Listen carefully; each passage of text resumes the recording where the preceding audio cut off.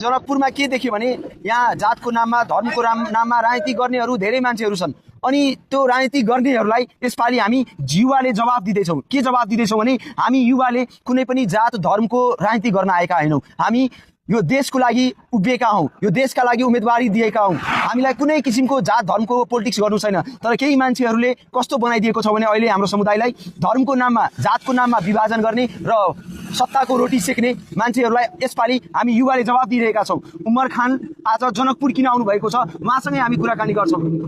के भन्नु?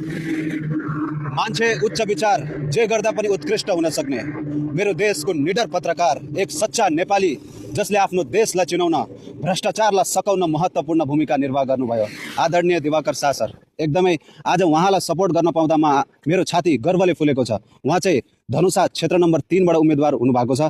प्लिज जति पनि हाम्रो जनकपुरवासी हुनुहुन्छ उहाँलाई एउटा मौका दिएर हेर्नुहोस्। म त के भन्छु भने उहाँलाई नदिए कसलाई दिनुहुन्छ भन्ने पनि भन्छु।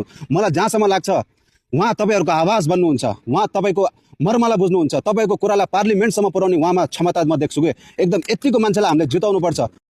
भोट माग्ने तरिका यस्तो हुनुपर्छ नि त दिवाकर शाह जस्तो।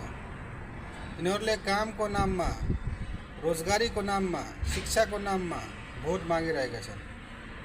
अरू पुराना नेताहरू जस्ता होइन जुन धर्मको नाममा हिन्दू मुस्लिमलाई लडाएर